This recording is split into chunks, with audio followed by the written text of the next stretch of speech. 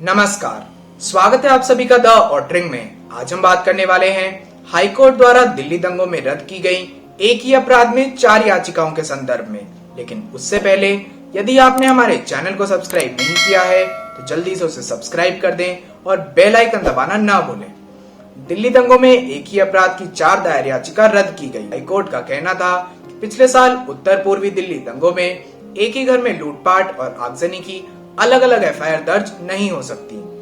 1 सितंबर को जस्टिस सुब्रमण्यम प्रसाद ने कथित आरोपी अतिर, जिसके खिलाफ आगजनी और लूटपाट की याचिकाएं दर्ज थी, उस पर सुनवाई करते हुए कहा कि किसी भी एक केस में दूसरी बार एफआईआर या कोई नई जांच पड़ताल उसी अपराध के संबंध में नहीं हो सकती। जिन स्थानों पर आग लगा दी गई और लूटपाट हुई वह सब एक ही परिसर में है और एक ही 4 दीवारी से घिरे हुए हैं। ऐसा हो सकता है कि जगह जहां आग लगाई गई वह अलग हो सकती है या जगह की चौड़ाई में फर्क हो सकता है, पर दोनों पक्ष इस बात से सहमत थे कि वह एक ही परिसर में है। जस्टिस प्रसाद कहते हैं कि ऐसा नहीं कहा जा सकता कि जो घटना हुई या जिस क्रम में हुई वह अलग थी। पहले हुई एफआईआर की कॉपी और चार्जशीट में देखा जा सकता है कि अपराध व अपराधी एक समान ही है। पुलिस का कहना है कि उन्होंने 5 अलग अलग एफआईआर इसलिए दर्ज की क्योंकि कंप्लेन एक ही घर के अलग अलग लोगों द्वारा आई थी, क्योंकि उनकी प्रॉपर्टी अलग अलग थी। पुलिस ने यह भी कहा कि शिकायत दर्ज कराने वाले लोगों के मुताबिक लूटपाट और आगजनी में उनका 7 से 10 लाख का नुकसान हुआ है। अतिर के वकील तारा नरूला कहते हैं कि अलग अलग एफआईआर एक ही अपराध के लिए दर्ज नहीं की जा सकती, क्योंकि ऐसा करना सर्वोच्च न्यायालय द्वारा निर्धारित सिद्धांतों का उल्लंघन होगा, जिसमें कहा गया है कि एक ही अपराध के लिए अलग अलग एफआईआर दर्ज नहीं की जा सकती। दिल्ली पुलिस का कहना है कि सारी प्रॉपर्टी अलग अलग थी और नुकसान भी सभी घरों में रहने वालों का अलग अलग हुआ है, जिस वजह से सभी एफआईआर एक दूसरे से अलग है।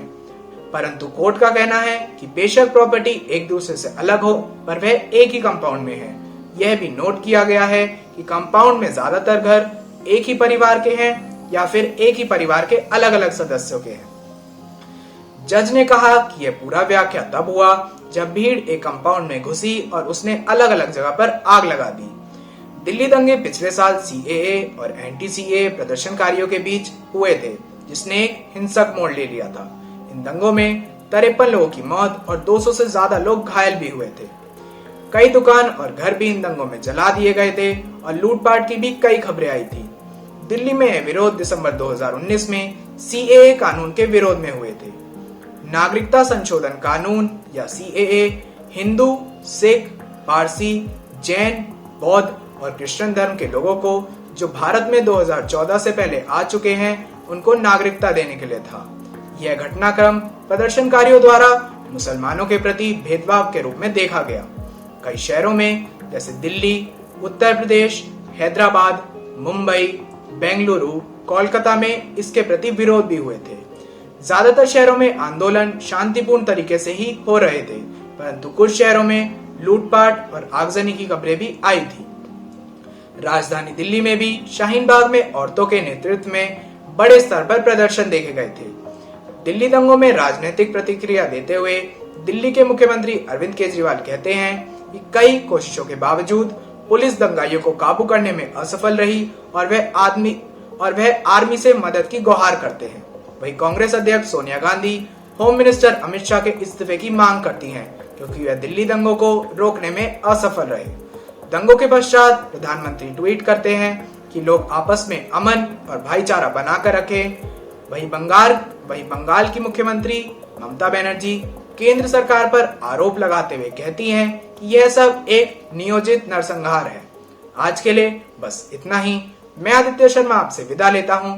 अगर आपको हमारी ये खबर पसंद आई तो वीडियो को लाइक करें और चैनल को सब्सक्राइब करना ना भूलें। फिर मिलेंगे एक नई खबर के साथ।